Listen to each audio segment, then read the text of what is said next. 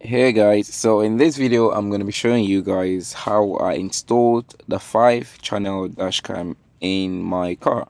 So I'm installing this in a VW ID3, so I'm going to be taking you through the step-by-step process that I took. So how I passed the cable through, how I installed the battery into the fuse box and all of that. So stay tuned and watch through and I'll take you through the step. So I'm going to be including all of the accessories that I used and the links to the website where I purchased them. Now, in order to complete the 5 channel, I installed 2 side cameras, so one on the left and one on the right, and then 2 cameras on the interior side, so just beside the A pillar of the car, to cover the immediate left and right side of the car, and then of course the dash cam itself, which is on the front windscreen. Now, because the THINKWARE multiplexer box only allows you to connect 5 cameras together, this means that I couldn't actually have one camera covering the back. So let's go through the list. Now, the first one is the side camera, so I got 2 of that, so one for the left hand side and one for the right hand side. Now the cameras are waterproof, or the side cameras are waterproof, so you don't need to worry installing them outside. And for the main brain of the whole setup is going to be the T700. So this dashcam comes with a built-in LTE SIM, so I literally just powers the internet direct from the camera. So it comes with a SIM card and you pay £3 per month for the connection. So it's very easy compared to the one I had the last time. Now, depending on where you're looking from, if you're looking at ThinkWare's main official website, which is either the USA or the Canada website, it wouldn't show T700 as part of the dashcam that works with the multiplexer box. But on Chameleon Code Wings website, which is where I purchased all of the cameras and the multiplexer box from, it shows that the T700 does work with the multiplexer box. So I don't know why that different, but anyways, in my case it worked and it was no problem at all.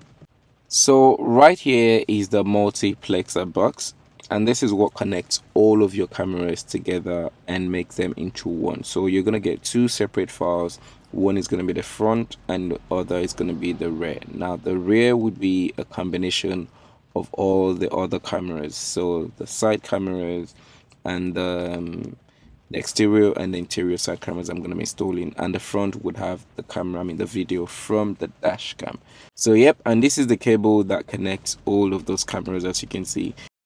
And then this cable is the one that connects the multiplexer box with the dash cam. So one end goes into the multiplexer box and the other end goes into the dash cam. And the tools you're going to need, so you're going to need a pry tool to get through the trims of the car, maybe a light just in case you need to get into the fuse and it's dark in there, in the socket set to ground your cable, and you need a stripper. So yeah, I'll put the list of all these things anyways below. And then of course you need a butt joint, or I don't know what this is called, if it's a butt socket or butt something, but yeah, I'll put it there as well. And then a fuse. I think the fuse, actually, the battery I'm using comes with a fuse, but then you're going to need a fuse tester. So the first thing I'm doing is connecting the power cable that came with the battery with the hardwire kit that came with the dashcam. So it's going to be simple. So red to red, black to black, and yellow to yellow. Now, you don't want to make the mistake that I made. Make sure you've passed your cable around the car. Install your camera first, pass the cable around before doing this connection. So because I'm not grounding the black cable directly to the car, I had to chop off the alligator head from the black so that I can just connect the cable straight to the black from the battery cable. But if you're grounding your camera directly to your car fuse box, then you want to leave that, because you're going to need to find a location to screw that onto later on.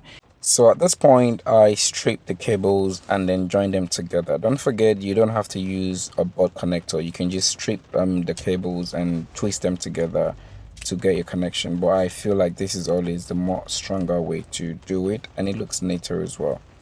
The multiplexer box comes with its own hardware kit as well for power, so I'd say connect this to your dashcam's hardware kit before you then join it to the battery's power cable.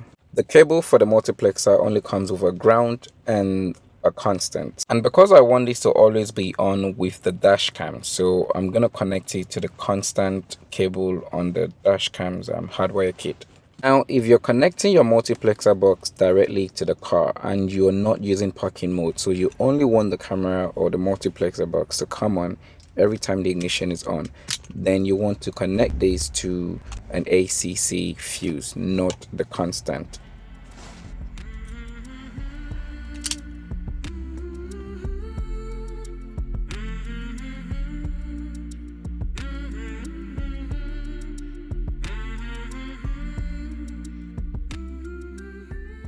So once this is done, we are now going to have a power from the battery directly to the dash cam.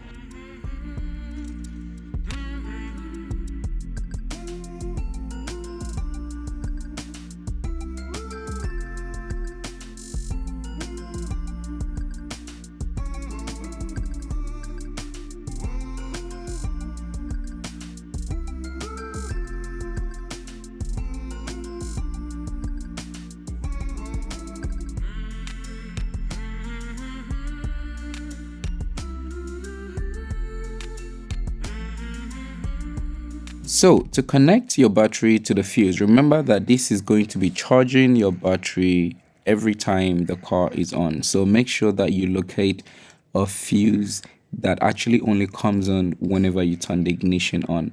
Now for this car, I was able to locate an empty fuse slot that wasn't being used at all.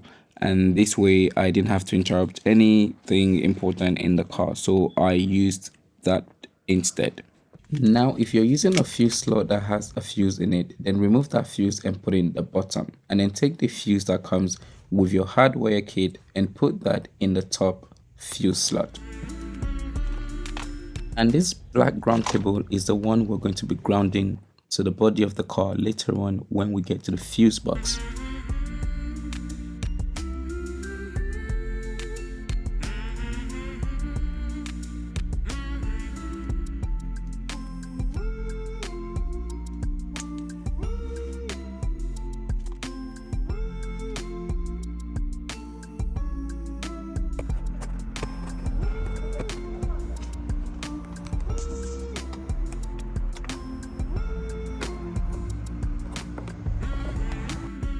When inserting your fuse tab to the fuse box, make sure that the positive side of your fuse tab is connected to the positive side of the fuse slot that you're putting it into, which in this car is the side where the metal is in the fuse slot, as you see from the picture.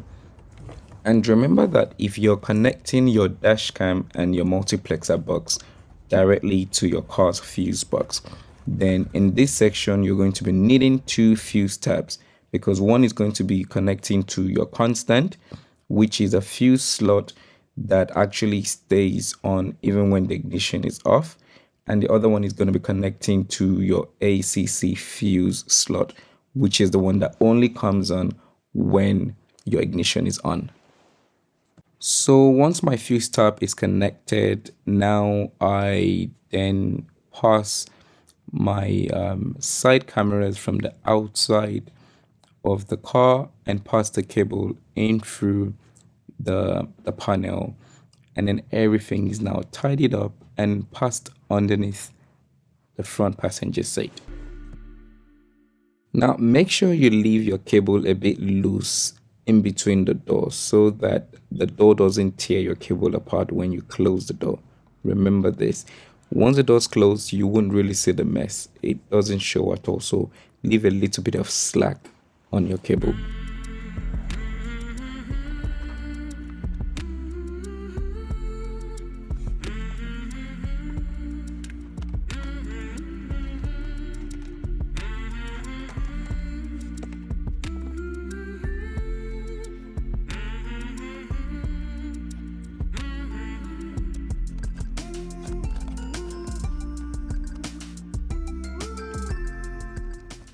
guys, so I totally forgot. I actually didn't record the video for the installation of the side cameras. So the ones on the A pillars on left and right. So I'm just gonna step out now and record and just take out the panels again, just so I can show you how I put the cables through to that. So yep, let us step out and go and see. Okay, just to show you how I installed this side camera here. So if you use your pry tool and push this up,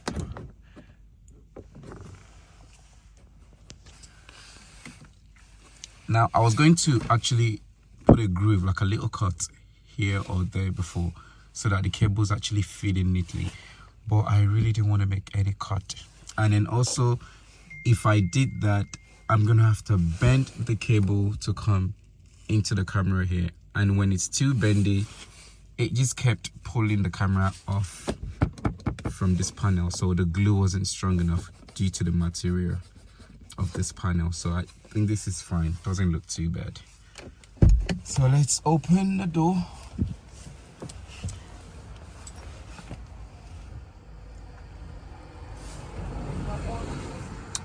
Okay, so then if we open this, oh yeah, so bear in mind, before you can take that out, you want to remove this first. So this comes out, and then this comes out. So with that out, this, see, this is the cable to the camera on the A pillar. It literally just comes out here and you feed it through here, and then everything, this is all the cables. So as you can see, I've got 1, 2, 3, 4. These are 4 cables and 5.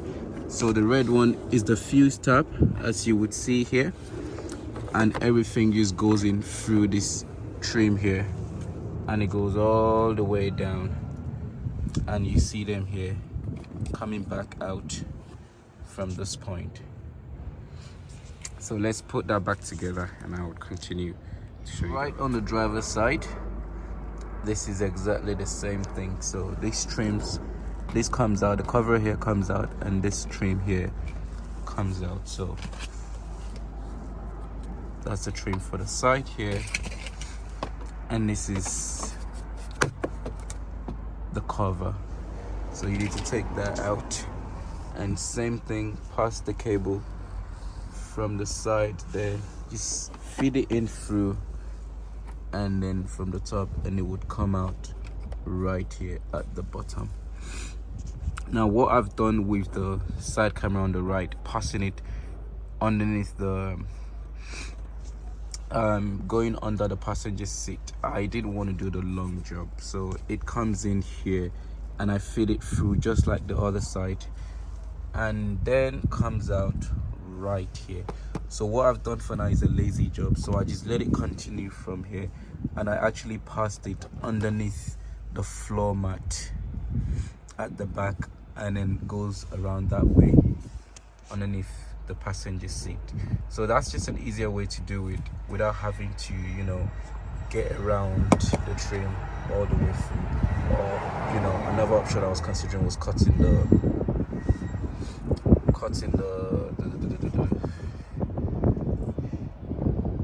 floor mat, but they want to do that. So yep, that's it. Comes here and it goes in, and I just passed it around. Now when I have time, I'm still gonna make it neater than this, but for now I'm just gonna leave it this way. So this is what it looks like from the side though. So the side camera,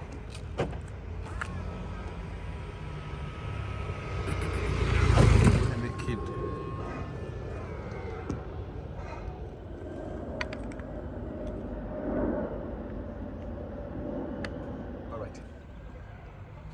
So that's the cable right there. It runs through and then goes into the side there. Let me show you what it looks like. So here is the multiplexer box right here, and I just glued it on top of my my Cellink Neo 8. So obviously I used the adhesive that came already installed on the box itself, and this is the video out cables for all of the cameras. And if you see here, this is all the cameras connected, and here this yellow one is the one that goes into the dash cam. So that was the hardwiring kit we installed, and this is the bit here, one of the two, and this one is the one that actually recharges the Cellink Neo 8. So every time the car comes on, you see the trigger beeps, so it beeps and then you'd hear it. So if I just turn the car off right now, you hear that sound? That's because there's no more power coming into it, and then that triggers the parking mode, and that's when your parking mode starts. Let's leave it for it. That's taking long. Parking recording will now start. There you go.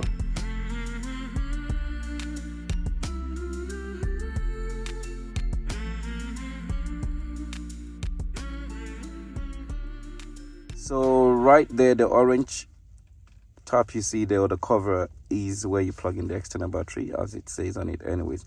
And this is the reason why I actually decided to go for this rather than the THINKWARE's iVolt battery, because I knew I'm going to be connecting a lot of batteries, and eventually that one battery, I'm going to be connecting a lot of cameras, which means the iVolt battery wouldn't really last long enough for any reasonable time.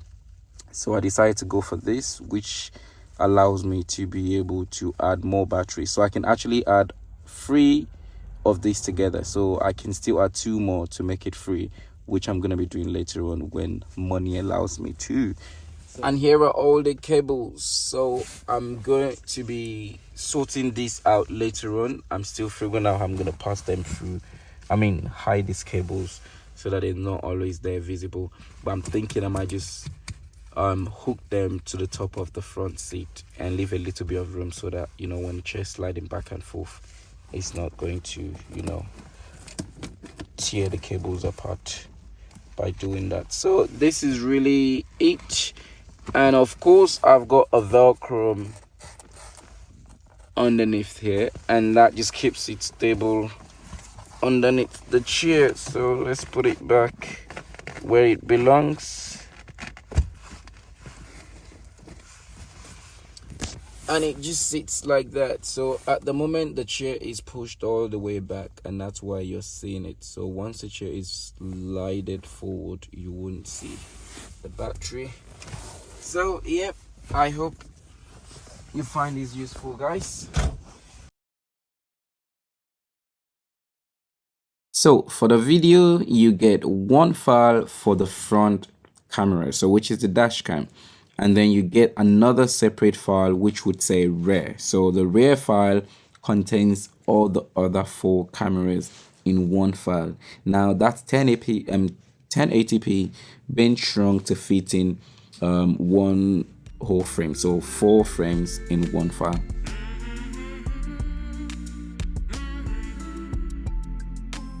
Now let us look at the 5 cameras together in one window. As you can see, having the cameras all set up in this way gives me a very good view of all around the car. And the only blind spot in the car at this point is just exactly to the rear. So, but this has been covered with another single camera just to cover that blind spot. So technically speaking, there is no blind spot.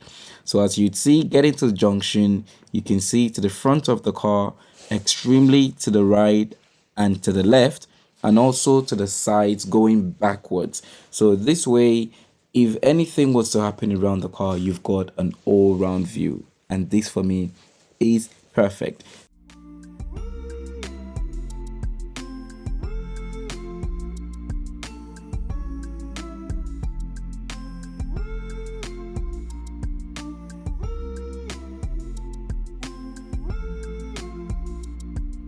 So get into this roundabout again. So as we see again, let's look around. The A pillars are covering the sides, the exterior are covering the side going backwards, and the front, of course, is then covering the front.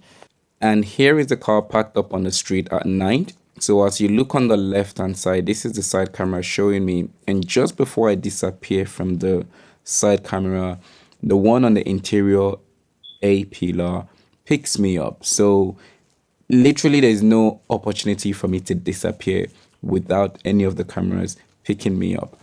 And before disappearing from the A pillar camera, then the front camera would then pick me up as well. So all round view. So watch the white BMW coming in front. Before it disappears from the front camera, it comes into the A pillar, and just as it disappears from the A pillar camera, it continues to appear on the side exterior camera. So this is perfect.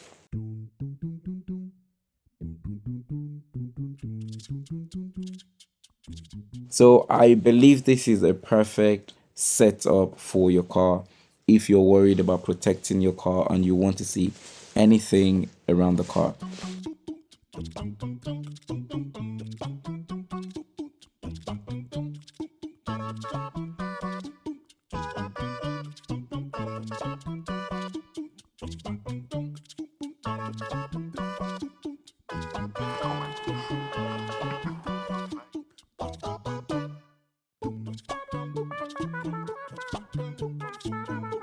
So that's it, guys. Don't forget to like the video if you find it useful, and I'm also going to do a review of the dashcam itself later on when I have the time, and also the Cellink battery pack that I also used. I got the cameras from THINKWARE DASHCAM.eu, and I got the battery from Amazon. So I'm going to be putting the link to everything that I can find on the description box. So if you want anything that I've used, then look in the box below. So take care, and I'll see you in the next video. Peace.